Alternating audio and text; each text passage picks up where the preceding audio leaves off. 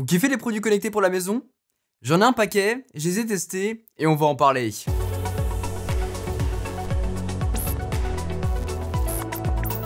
Les produits connectés, c'est vraiment un univers que j'adore. Rendre sa maison autonome, je trouve que c'est un sujet hyper passionnant et surtout, il y a de plus en plus de produits qui nous permettent de faire ça aujourd'hui. J'en ai déjà un paquet chez moi, mais je me suis dit qu'il y avait quelques petits trucs que je voulais améliorer et tester surtout. Il y a eu des trucs qui sont géniaux et d'autres qui sont gadgets, d'autres qui sont décoratifs et d'autres c'était un échec. Ça pue la merde.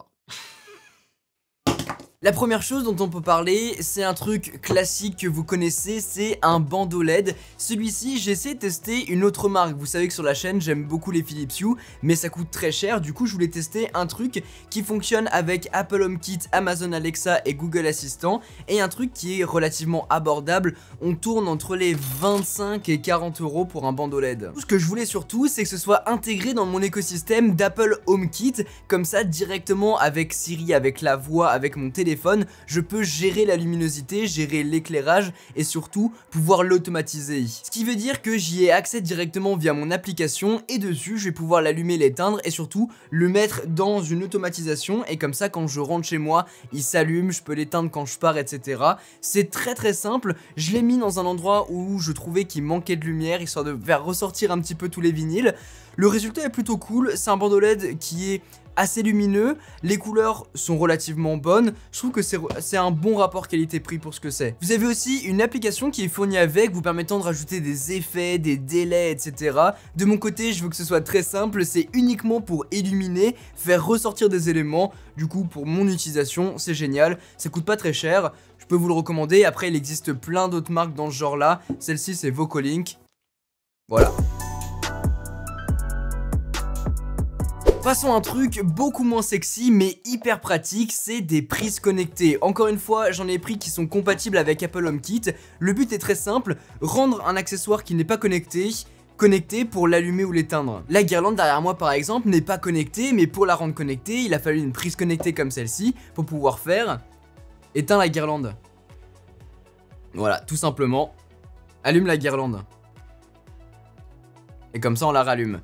Hyper simple, ça peut marcher avec des frigos, des machines à laver, des télés, peu importe. Donc par exemple, votre machine à thé ou votre machine à café peut être automatisée avec un appareil comme ça pour l'allumer ou l'éteindre et peut être combiné avec d'autres accessoires dont on parlera dans un instant. Un produit que je n'avais pas testé en revanche, c'est la multiprise connectée. En gros, vous avez 4 prises électrique et des ports USB-C sur le côté et en fait ce qui est bien c'est que vous allez pouvoir gérer l'entièreté de la prise pour l'allumer ou l'éteindre ou bien le faire individuellement et ça c'est génial, vous connectez un frigo, une machine à café, une machine à thé, etc.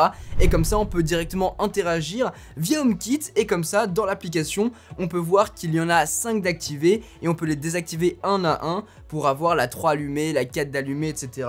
et on a même un petit voyant qui est vert qui s'illumine pour dire si c'est allumé ou éteint. C'est assez cool, franchement c'est un produit qui marche bien, en plus ça permet de gérer la surtension et nous indiquer si jamais il y a un problème ou quoi que ce soit. Donc voilà, assez cool, une petite prise et puis elle coûte pas trop cher. Passons à un produit dont je suis fan depuis maintenant plusieurs semaines. C'est ça, c'est la tasse connectée Ember.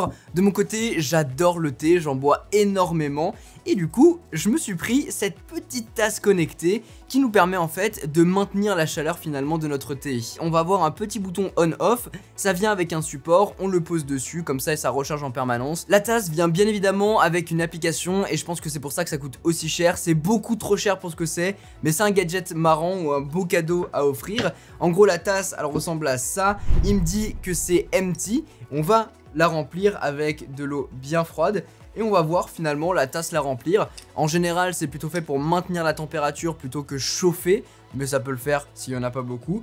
Donc là voilà, il me dit que l'eau est à 13,5 degrés et on va pouvoir l'augmenter pour atteindre le point culminant que j'ai mis, voilà, on peut mettre à 60 degrés. Et là la tasse va chauffer pour atteindre ce point là. Après on peut avoir d'autres options si jamais on veut avoir un thé noir, si on veut avoir un thé vert, etc. On va avoir quelques presets qui sont déjà établis. On peut aussi mettre un timer si on veut que ça infuse pendant tant de temps et ensuite nous prévenir pour enlever la petite bulle d'infusion. Donc voilà, pas mal de petits trucs, des recettes aussi. Globalement, ça nous servira, en tout cas je l'utilise comme ça, pour maintenir la température de l'eau. Et là on sent que ça chauffe un petit peu, sans que ça nous brûle d'ailleurs, parce que je crois que c'est de la céramique ou un truc comme ça. Le petit côté gadget, c'est qu'on va pouvoir la personnaliser pour changer la couleur de la LED. On en a une toute petite sur le devant et on va pouvoir la mettre en rouge, en bleu, en ce qu'on veut. Par exemple, si je la mets en bleu là, voilà, c'est plutôt stylé. En vrai, l'autonomie elle est pas si folle que ça, mais si vous la mettez sur son socle quand vous avez fini de boire, c'est chouette.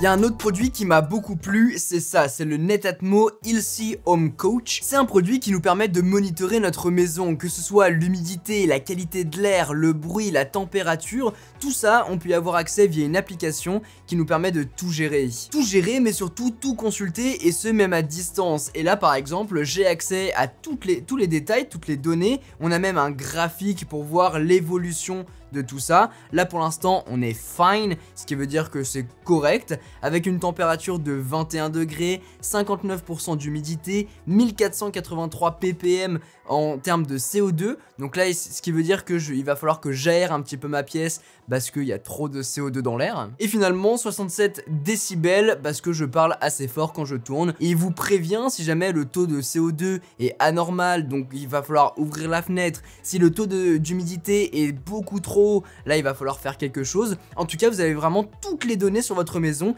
directement via un capteur qui coûte un peu moins de 100 €, mais je trouve que c'est un très bon investissement pour aujourd'hui savoir ce qui se passe dans l'air chez vous. Bien sûr c'est quelque chose qui fonctionne pas tout seul, le taux d'humidité, eh bien vous pourrez pas le gérer via ce capteur, c'est juste une information qu'il vous donne pour que vous puissiez interagir avec, par exemple avec un appareil Dyson, comme ça on peut savoir, gérer, amener de la pureté d'air, etc. Mais en tout cas, vous avez toutes vos informations directement dans votre poche, et ça c'est chouette. Bon, il y a un truc que vous voyez depuis le début de la vidéo, c'est ça, The Button. The Button.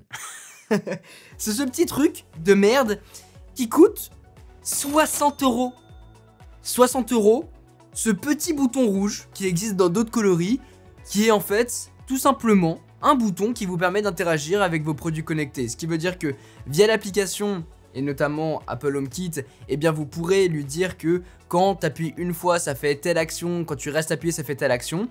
Et en fait ça marche comme ça. Normalement ça éteint toutes les lumières. Mais le problème c'est que c'est de la merde et le délai est infini. Voilà. Donc 15 secondes plus tard, les lumières s'éteignent. C'est l'enfer. Quand j'appuie une fois normalement ça les allume. Ça sera pas le setup décor mais au moins ça les allume. Encore une fois, c'est hyper long. Voilà, enfin. Et j'ai fait une petite scène comme quoi, quand j'appuie 2 fois, ça règle une luminosité sur certaines lumières. Ce qui est bien, c'est qu'on peut gérer n'importe quelle lumière, n'importe quel objet de notre application HomeKit. Mais par contre, le délai est infini. Donc ce produit, c'est de la grosse merde. L'achetez pas. D'autant plus qu'il existe des produits comme les petites télécommandes Philips Hue, parce que c'est l'écosystème Philips Hue que j'ai ici qui nous permet de pouvoir faire ça hyper facilement. Une merde comme ça qui coûte 60 €, c'est non. Donc ne l'achetez surtout pas. Est-ce que je vais viser la caméra avec? Attention. Wouh. L'achetez pas. Alors, il y a un autre produit que je voulais tester, j'étais hyper intrigué. J'ai vu ça sur la chaîne d'Alexandre Calvez, je lui fais des bisous d'ici d'ailleurs. C'est le SwitchBot, c'est ce petit objet qui est en fait ça. Ce petit carré, c'est un petit bras qui s'enlève du carré pour pouvoir appuyer sur un bouton de façon automatisée.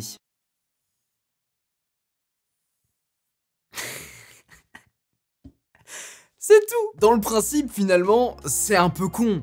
Mais c'est marrant, ça coûte 25 € et l'idée c'était de dire que je mets une prise connectée. Ok, je la branche, je branche la théière sur la prise connectée, ce qui veut dire que à un moment donné, eh ben, il va allumer la théière pour commencer à couler un thé. Mais pour couler un thé, il faut appuyer sur le bouton, d'où ce petit objet.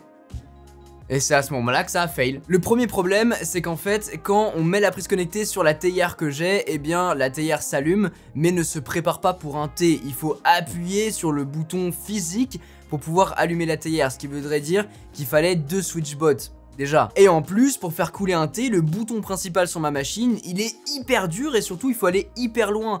Et avec ça, et bah c'est juste pas assez puissant. Donc finalement, je pense que la configuration que j'ai voulu faire fonctionne avec une machine à thé ou une machine à café classique. Dans ma configuration, ça a complètement fail. Je suis dégoûté. Et puis, autre petite chose à savoir, c'est qu'avec le SwitchBot, ils ont revu un petit peu leur workflow et finalement, si on veut interagir avec le Siri Shortcut, avec la voix finalement pour lui dire fais-moi couler un thé, eh bien, il faut un autre produit qui est ça, le SwitchBot Hub Mini.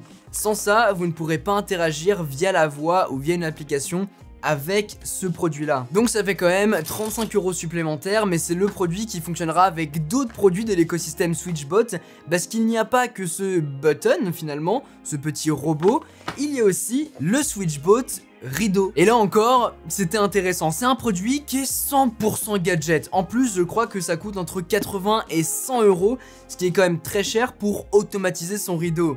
Mais dans l'idée, c'était assez cool. Là aussi, il faut faire attention parce qu'il existe différents types de SwitchBot Curtain et donc ça dépendra de votre installation de rideau, si c'est sur un rail, si c'est un tube, etc. Je me suis fait avoir, j'ai acheté un autre SwitchBot qui correspondait à un autre rideau que j'ai dû renvoyer, acheter celui-là, etc. Donc vérifiez bien, de toute façon les liens seront en description. Et en fait, l'installation est hyper simple, la configuration l'est tout autant. Et via l'application SwitchBot, qui ne fonctionnera pas avec Apple HomeKit, mais bien Siri Shortcut, c'est un autre raccourci qu'il faudra créer dans un second temps, mais bref, via l'application vous avez tous vos produits et c'est via l'application qu'on va pouvoir lui dire d'ouvrir, de fermer le rideau. C'est génial, j'adore, c'est trop drôle, c'est un 100% gadget. Le petit problème encore une fois avec ma configuration, c'est qu'en fait le tube et les anneaux du rideau sont vraiment hyper serrés, ce qui veut dire qu'il a du mal à circuler et à le pousser. Le rideau en plus de ça, c'est un rideau phonique et donc il est hyper lourd. Avec des rideaux avec des anneaux hyper grands et un rideau assez léger, ça fonctionnera du feu de Dieu. Là, parfois, il faut un peu l'aider, ce qui est dommage, mais en gros, vers 10h25, bam, le rideau s'ouvre, et ensuite, il y a l'aspirateur qui peut commencer à nettoyer la maison. Et ça, c'est plutôt cool. Ah, je vous l'ai dit, hein, le but, c'est de devenir le gars dans Wall-E qui est sur son fauteuil et qui fait rien. Tout est automatisé. De mon côté, pour le rideau, on peut soit lui dire qu'à un horaire donné, il s'ouvre. On peut le faire via la voix, via les Siri Shortcuts dont je vous parlais. Ce qui veut dire que vous allez mettre un raccourci dans Siri pour lui dire, eh ben, quand tu dis tel mot en commande vocale, eh bien ça va faire telle action et comme ça il pourra ouvrir ou fermer le rideau. Ou bien alors on va avoir du touch and go, ce qui veut dire que quand vous tirez un petit peu le rideau, il va le comprendre, ça va le bouger et il va l'ouvrir ou le fermer. Donc ça peut être assez cool, comme ça au moins tout est automatisé. Pour résumer, sur les produits SwitchBot, c'est cool, le concept de ces produits est vraiment chouette. C'est des produits par contre qui sont un peu cheap, qui sont pas très puissants et donc du coup il faudra vraiment avoir une configuration adaptée, que ne serait-ce que pour appuyer sur un bouton, avoir la machine qui va bien, pour le rideau, avoir des rideaux assez fluides pour que ça fonctionne super bien. Mais le concept est vraiment cool. Bon alors, 58,5. Bah voilà. C'est la température parfaite de mon côté pour boire un thé, ce qui est cool, bah voilà, 60 degrés directement, c'est chouette. Voilà en tout cas ce que je pouvais vous dire sur ces différents produits connectés pour la maison. J'espère que cette vidéo vous a plu, si c'est le cas n'oubliez pas de mettre un gros pouce bleu, de vous abonner et d'activer la cloche si ce n'est pas encore fait. On se retrouve très bientôt dans une prochaine vidéo, c'était Quentin, tchou.